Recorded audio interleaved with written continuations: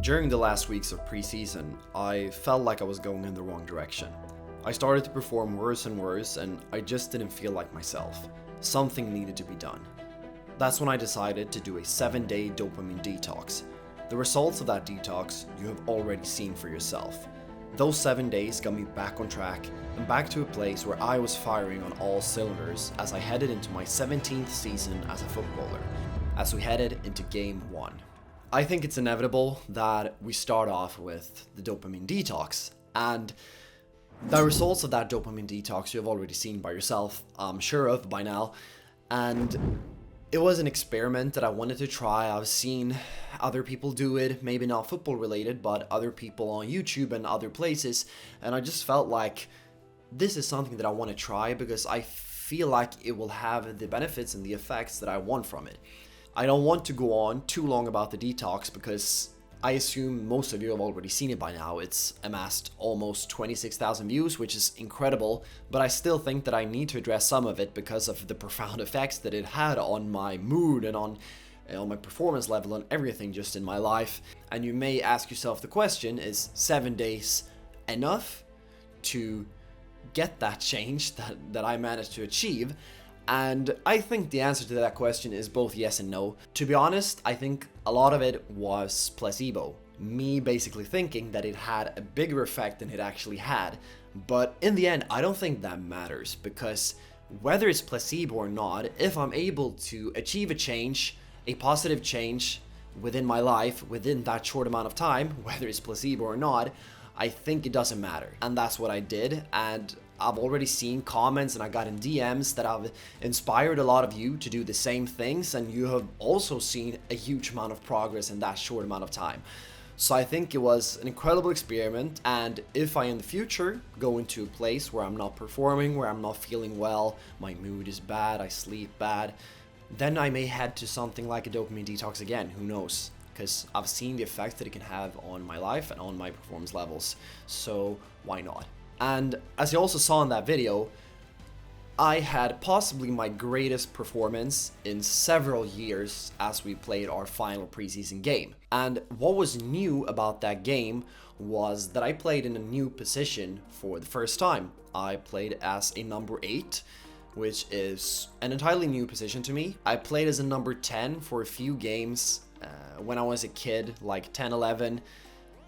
But only for a few games, and that we're talking about, 13, 14 years ago. So it's not something that I've been playing. I've been sticking to playing on the wings, wing back, winger, outside forward, and that has been my position. But now the coach wanted me to try to play in that position as a number 8, and that is something that I will talk more and more about in the upcoming months, how this switch of position has probably benefited my game even more than if I just stick to the wing. And a lot of it comes down to, having a bit more freedom out on the field where I move, because I can still move to the wing. I can combine with the winger and I can make underlapping runs, I can make overlapping runs, I can play 1-2s, but I still have the freedom to go over to the other wing and make runs in behind and combine with the forward. So there's a lot of things that I get to practice. And if you saw the previous video, I talked a lot about scanning as well and the importance of scanning and playing centrally. I feel that this is something that occurs naturally, that I have to scan even more when I play more centrally, because it's harder to see the pitch as you play more central. Because as I play on the wing, I will always be able to see the entire pitch in front of me, and I know that I have no one in behind. But when I play more centrally, I always have to scan and look around, and I think that has benefited my game even more, because I've gotten more into the habit of scanning more and more, and that leads to me taking better decisions out on the field as well. So after that final preseason game, I felt really on form, which was great news as we headed towards the first game of the 2024 season. So we kicked the 2024 season off at home against IFK Skövde in a late kickoff game. Last year, IFK Skövde was a contender to go up into Division 1, so it was definitely a quality side that we were going to play in this first game. Our preseason form was definitely heading in the right direction, but I felt that maybe we weren't quite at the level yet as we headed in towards this first game. We won the last game, And we played good football, but maybe we hadn't faced that quality opposition that we were going to play in the first official game of the season. It was a late kickoff, as I said. Lights were on, incredible atmosphere as we walked out on the pitch. We had our very own Red Army there who offered an incredible support prior to the game, and it felt incredible walking out there, hearing them singing and the anthem playing. It was an incredible feeling, and when I stood out there before kickoff, hearing them singing and everything, I felt incredibly excited to jump into another season. And back in November, December, when I started Project Reborn, which is 5 months ago, that was not a place that I expected to be in, because I was pretty tired of it. I hadn't played much, I had my injury issues, and I just wanted to, focus on myself. But 5 months later, I stood there heading into another season and felt incredibly excited. And to me, it doesn't really matter if that was not the original plan of Project Reborn. And as I've said throughout this project, plans change. And if it changes for the better, then I think there's no issues. The entire goal of the project was to be hungry and find that passion for football again, and I've done that. And if that was going to happen without a team or with a team, I didn't know that, and now I've done it in a team environment in Vänersborg IF, and I feel incredible and I feel excited for the future, and my passion for football has been reignited again. And then the game kicked off and we put our foot on the gas straight away. And in this first half, we were all over IFK Skövde. We created chances, maybe not 100% clear-cut chances, but we were definitely the dominant side. I played great. I managed to find a lot of good spaces where I could do damage, play a lot of through balls, which have not been a part of my game as I played on the wing, but now that I've come more inside, play as number 8, I managed to find a lot of through balls in behind.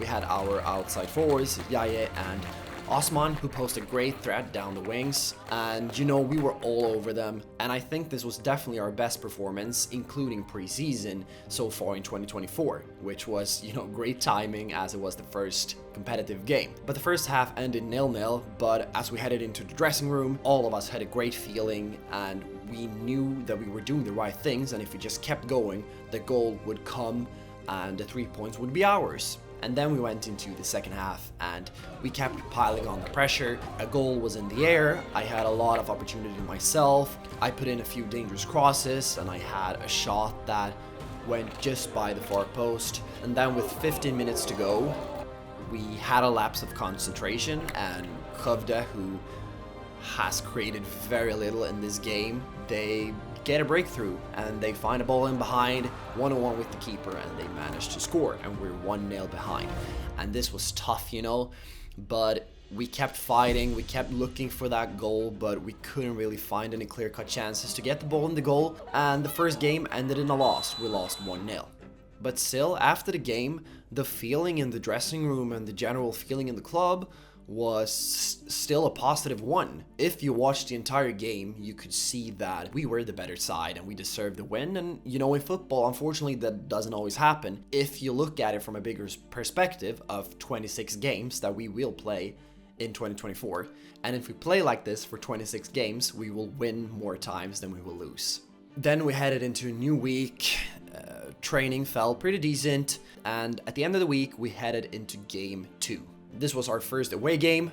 We played away to Stenungsund, which is another great side, and we knew that it would be a tough game. And the game kicked off, and it only took 3 minutes, and Stenungsund had scored 1-0. And, this was not a great start. We spoke before the game about, playing simple in the first 10 minutes. Then we lost the ball centrally. The guy who got the ball picked the ball up, ran past 2-3 people, and then chipped the ball over the goalkeeper. It was a great goal, nothing to take away from that, but we still kept our head in it. It was kind of a different game from the first one. Stenungsund played a more defensive game than IFK Skövde did. IFK Skövde put the pressure high, while Stenungsund, they fell back, and we had a hard time to break them down, and we couldn't really create any clear-cut chances again. I had a few chances on my own, But, you know, my finishing was not on top in this game. I squandered a lot of chances. Once again, maybe not clear-cut chances, but it was still chances to do better in those positions that I managed to get myself into. And we had a few chances. Valon had a chance. We had a cross from Yaya towards me that I just did not manage to reach in time. And the game finished 1-0 to Stenungsund. And it was tough, you know. For the second week in a row, we lost 1-0. Fair play to Stenungsund. They scored early and they stick to their game plan, and they managed to keep us out for the entirety of the game.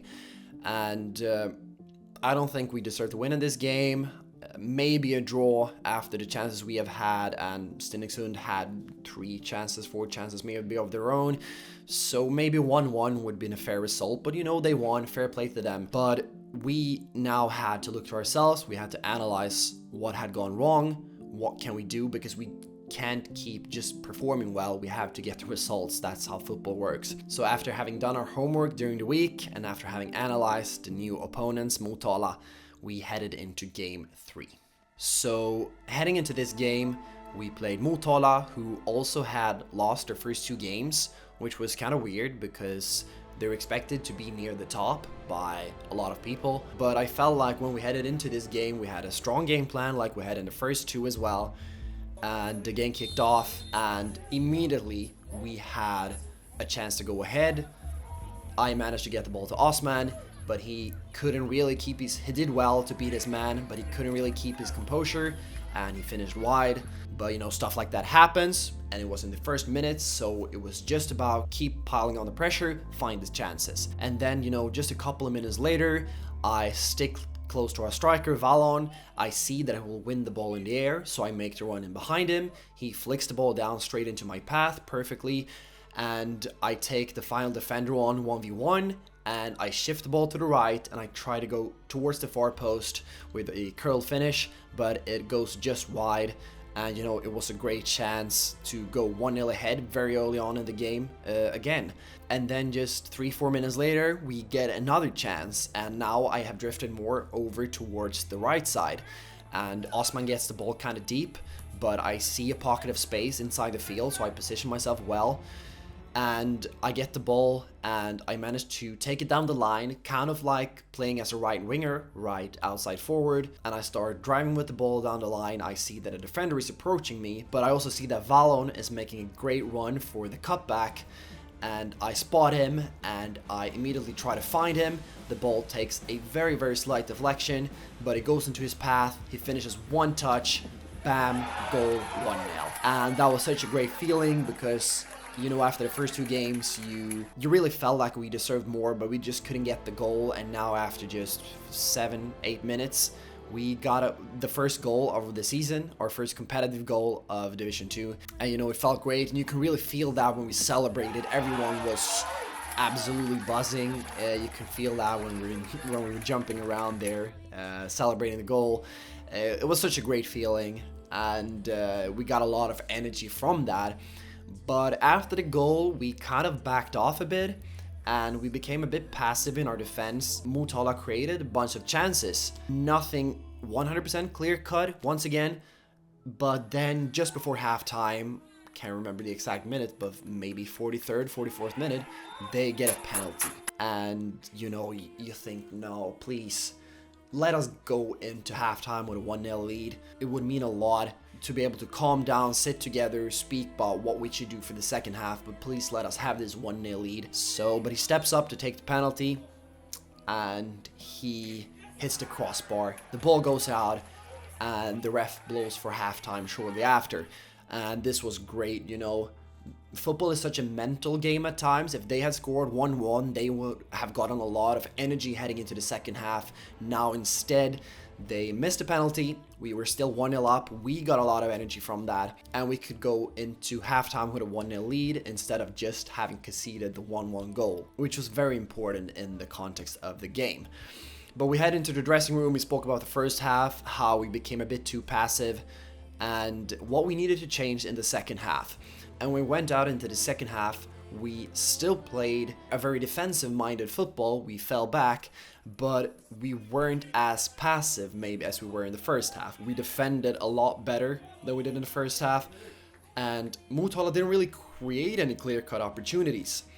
We had a few opportunities. Elias had a half volley from outside the box, which was a great shot, led to a corner. I had a great one-touch finish that the goalkeeper made a great reflex save on. So there were chances at both ends, but in the end, we managed to stick through and get our first win of the season, which was incredible news. I and everyone in the team had really longed for this victory, and this third game was probably our worst performance out of the 3 so far, but we managed to get the win anyway, and that is how football works sometimes. And there's nothing you can really do about it, but as I said from the first 2 games, if we keep performing like this for 26 games, we will win more often than we will lose, and that's just a reality. Now we head into probably our biggest game of the season yet. We play our city rivals, Vänersborg FK, in just a few days' time. There's gonna be a lot of people coming to the game. It's not a game that you want to lose, but we'll see what happens. You know, we will prepare well. We will do everything that we always do during the weeks. No different this game than any other. We will prepare well, and I'm sure that we will put in a great performance and that we will get a good result this weekend. Till we up sleeping.